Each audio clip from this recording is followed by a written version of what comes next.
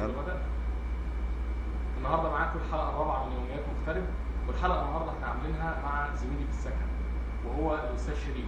شريف يمكن قبل التصوير لما اتكلمنا معاه وقلنا له يا شريف هتظهر معانا في الكاميرا، قال والله جايز اظهر وجايز ما اظهرش، ولكن هو النهارده هيظهر بصوته بس وهيقول لنا ايه احساسه وهو راجل جاي مغترب يعني. ثانية واحدة يا محمد، ثانية واحدة، ناخد رأي الصراصير الأول اللي عندنا اللي ميتة في كل حتة. أنا بفرج الناس على الصراصير بس، وأنت إزاي عايش في نظافة؟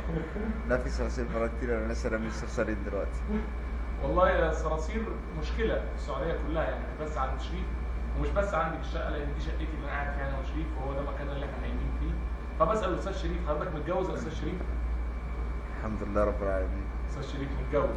حضرتك سايب مراتك في مصر وجاي هنا عشان تغترب وعشان تجيب فلوس وعشان تقدر ان انت تعمل دخله كويسه وتظبط شقتك، صح كده يا استاذ شريف؟ لا أنا جاي آكل وأشتغل، بس ما أعرفش بعد كده إيه اللي هيحصل يعني. إن ده اللي شايفه في الشهرين ونص اللي فاتوا.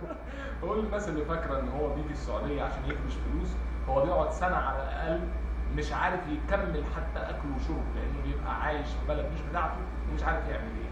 فبقول للناس اللي جايه تفتكر انه بيجي يكبش من اول سنه واول سنتين، لا اطلاقا.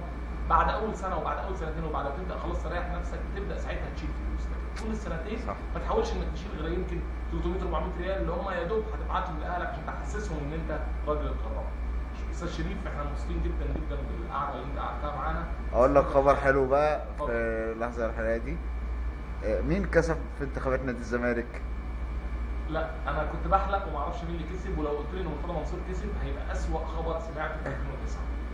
طيب ممدوح عباس مبروك. الله الله الله الله، ده فعلا خبر حلو، ودي الحلقه الرابعه واجمل حلقه احنا عملناها، لان فعلا ممدوح عباس. الف مبروك يا استاذ شريف. الف مبروك. القايمه بتاعته مين اللي نجحت؟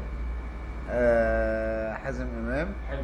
واحمد جلال ابراهيم.